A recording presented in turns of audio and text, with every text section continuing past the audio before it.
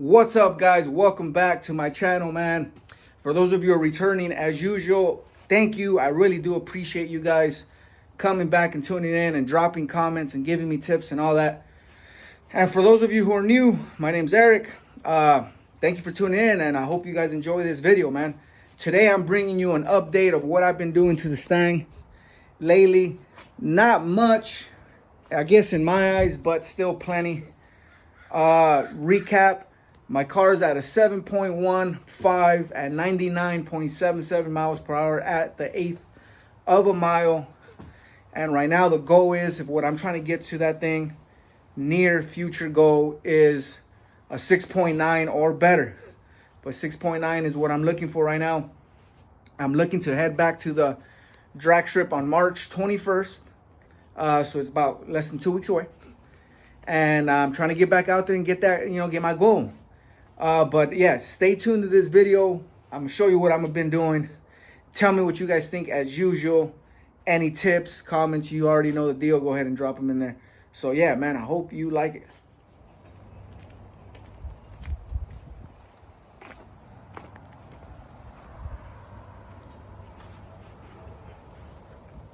All right, man, the Mustang, as you can see, is nice and dropped right now, right?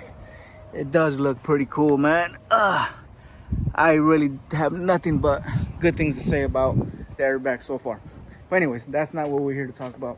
What we're here to talk about is what I've been doing to the Mustang lately, and what better place to begin than to the rear.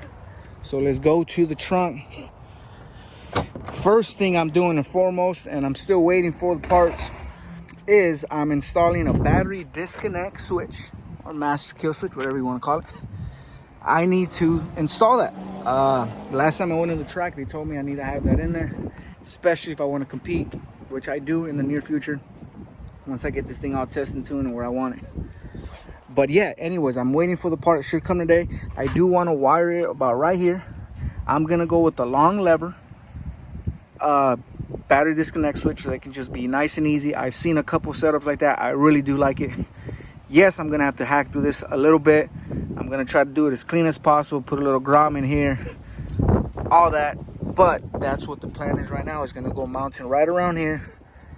This wire here, which is connecting to my power fuse box, this distribution box, is gonna go here. This battery here, which is going to the starter, it's gonna come around. Actually, it's gonna come around this way and connect here. I have enough slack. And then I just I'm waiting on some cable.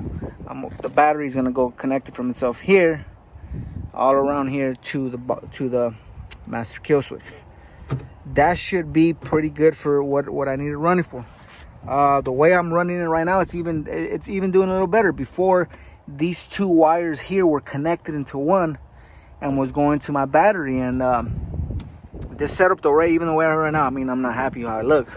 But the way it's set up right now, it's working great. Battery's getting nice and charged. Alternator's doing its job. Super happy with it. So that's the first thing I'm doing as far as updates is concerned. Adding a master kill switch, battery disconnect switch to this thing. All right, the next one is, obviously, if you guys can see through there, trunk, no more seat. Seat is off. Center console's off. I just got rid of it. Besides, I wanted to clean it anyways, but I'm gonna run it like this for now. I do eventually want to put like a nice aluminum one here, make it look nice and nice. I'll just get into it. I already didn't have the back seats. I took off my panel. There's the Rytech computer there. That's for my air systems. Now that I have the panels off, I'm gonna go in there and kind of tuck all this in, make it look good. Use this in here to run all these wires here. Before, the panels used to cover it, but now I'm gonna leave it like this. I'm gonna make it look cleaner. That's my Nitrous. That gives power to all my Nitrous switches. It was nice and tucked in before, but it's made it look kind of cleaner, nice and smooth. So yeah, I'm gonna clean all this up. The biggest thing is, got rid of the seat. I saved me some pounds there. I do hear that I do need to have like a little bypass here, so the airbags, right, can still be in play. That can still be used. But I'm gonna get more info on that and see what I have to do here. But eventually, yes, I am gonna run some race seats, you know, get fully light up here, whatever. All right, so that's in here. Now let's go to the hood. All right, the hood. Not much is gonna be done up here as far as performance is concerned, man. I already put in what I feel a good amount of money in it. Got it Lund tuned as of now. Oh, my dad just got here. I got a Lund tune, a Nitrous setup. I went, you know, it's in my opinion all out with it, with the independent fuel system, all that stuff. So I'm gonna leave it as is right now and see if I can reach my goal with what I have, with the little weight reduction that I have. What I'm going to do here, I'm going to remove my front sway bar. So take that out. You know, it's a lot of us say, yeah, that's not really going to do anything. But, you know, every little bit matters. You know, every little bit counts. So I'm going to do that. I might even go ahead and take off my AC system, everything. Right? That will come off with the condenser, all that stuff. That is still a question mark. I'll see what I do with that. Okay. I do want to get it dyno tuned. I hear more than one people have told me dyno tune might be the solution for you to really get it dialed in for that strip and get to your goal. Okay. My plan is this. I want to do what I got to do still here with the little weight reduction I want to do up here. Okay. My biggest thing, what I forgot to mention when I was here in the cab, is I'm going to install a trans brake. Been looking at the JMS Splice-In 6R80 trans brake. I'm going to do that. And that should really let me stall up my car all the way up to the 3600 that it's supposed to. Because right now, the highest I can get it to is right about 28, 29 just on a foot brake. That stall convert, that trans brake should really let me get up there.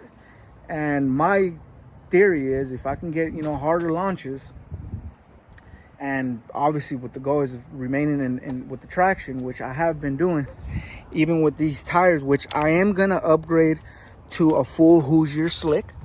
Right, these have been great. I have no problems with the Mickey Thompson's Street R. Great tires. But I think the Hoosier is gonna be more of a benefit for me. It's gonna be a full slick. Okay.